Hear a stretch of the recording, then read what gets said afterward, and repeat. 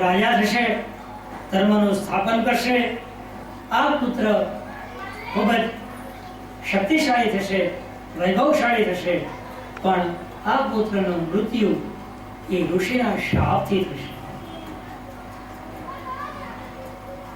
પાંડવોને આનંદની સાથે દુઃખ એ વાતનું થયું કે મારા પુત્રનું મૃત્યુનું કારણ એક ઋષિનો શાપ હતો. કીધું કે ઋષિના શાપથી એનું મૃત્યુ થશે, પણ એ ભગવાનના ધામમાં જશે. મૃત્યુ પહેલા એને સુખદેવજી મહારાજ એને આત્મજ્ઞાન આપશે. અભ્યુત્થાનામ ધર્મસ્ય, જ્યારે જ્યારે ધર્મનો નાશ થાય, તદાત્માનમ સજામ્યમ પ્રિત્રાણાય સાધુનામ વિનાશાય ચ દુષ્કૃતમ ધર્મ સંસ્થાપનાથાય સંભવામિ યુગે યુગે. જે ધર્મનું સંસ્થાપન કરવાનું હતું એ મેં કુંતામાએ કૃષ્ણ ભગવાનને કીધું કે હે કૃષ્ણ, તારે જો મને આપવું જ હોય તો તું મને ડગલે ને પગલે દુઃખ આપ.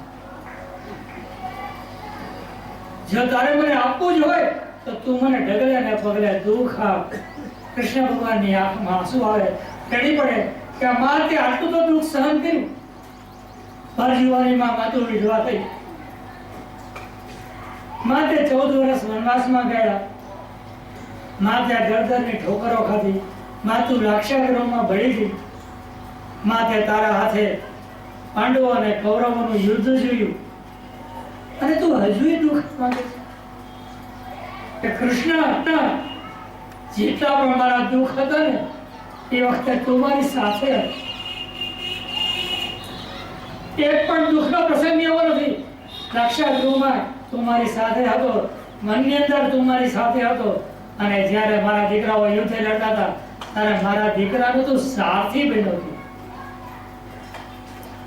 અને આજે જ્યારે મારે સુખનો પ્રસંગ આવ્યો છે, મારા ઘરે લીલી વાડી બની છે, મારા દીકરાઓ રાજા બન્યા છે, હું રાજમાતા બની છું, અને તું જવા.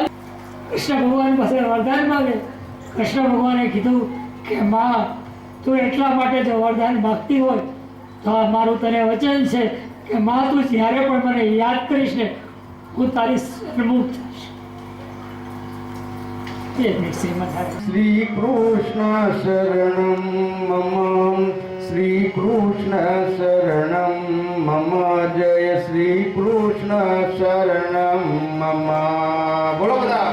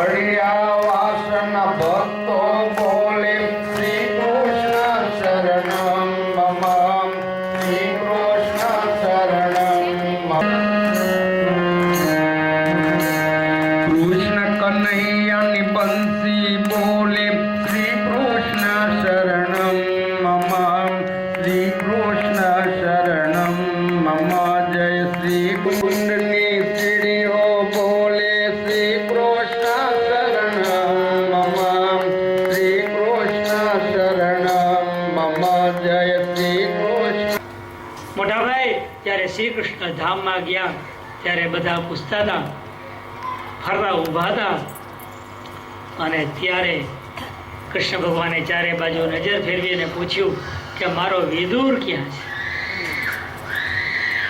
આપણા બધાના હૃદયમાં તો ભગવાન હોય, પણ જે દિવસે ભગવાનના હૃદયની અંદર, સંતોના હૃદયમાં આપણો ભાવે લાગે છે કે જ્યારે હું રસ્તામાં આવતો હતો ત્યારે મને ભીલોએ લૂંટી લીધો, હું ભીલ લોકોનો સામનો ન કર્યો, હું મહાભારતનું યુદ્ધ કેવી રીતે જીતો, હવે મને ખબર પડે છે એ બળ મારું નહોતું, એ બળ તો આ લાલાનું.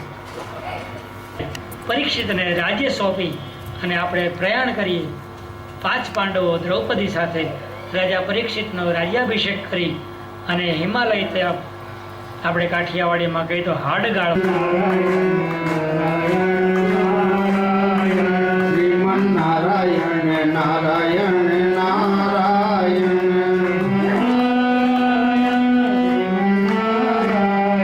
શ્રીમન નારાયણ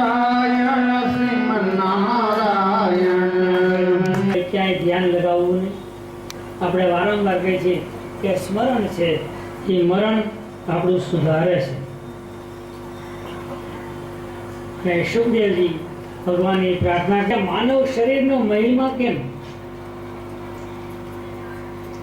કાકભૂષણજીજી રામાયણના ઉત્તરકાંડની અંદર કાકભૂષણજીને ગરુડજીનો સંવાદ આવે છે. એની અંદર ભૌતિક સુખ છે અને ભાગવતજીમાં એવું લખ્યું છે કે જ્યારે તમારા પુણ્ય કર્મો એ જ્યારે પૂરા થાય ત્યારે સ્વર્ગમાંથી પાછો એ પૃથ્વીમાં માણસ પુણ્ય કાર્ય કરી શકતો નથી. ભગવાનનું નામ સ્મરણ નથી, ખાલી ભોગ ભોગવવાના, ભોગ પૂરા થાય એટલે પાછા. એવી રીતે પશુ યોનિમાં તે ભગવાનનું કોઈને ભેંસને કીર્તન કરતા જોઈ, ગધેડા મંદિર જતા જોયો.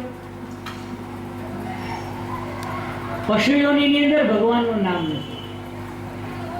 પણ ક્યારેક એક વસ્તુ કહ્યું તો કોઈક પશુ યોનિમાં એવા જીવ આવી જાય છે કે તો દ્વારકામાં મંગળા આરતીના દર્શન કરવા જજો. મંગળા આરતી પતે પછી જતા ન રહેતા. દ્વારકાનું મંદિર ઊંચું છે અને અહીંયા એસઆરપી પોલીસવાળા હોય છે. આરતી પતે એટલે એક ગાય આવે છે અને એ ગાય મંદિરના બધા પગથિયા ચડી અને મંદિરની અંદર જાય છે અને મંદિરની પ્રદક્ષિણા કરે છે.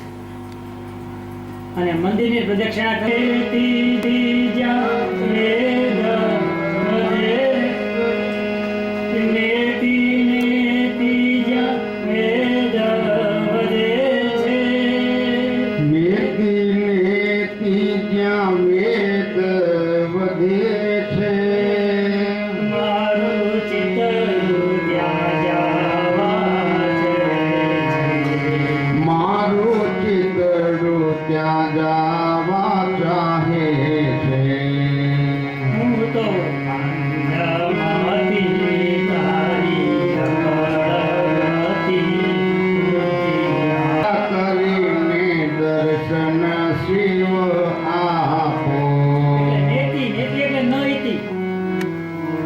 ભગવાન આગળ ભૂલા પડે.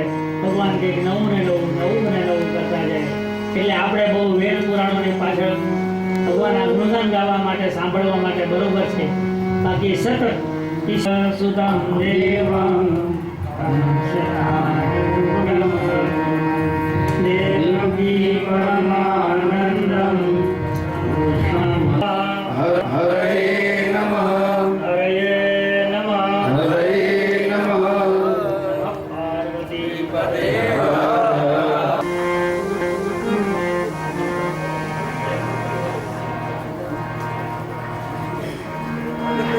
દયા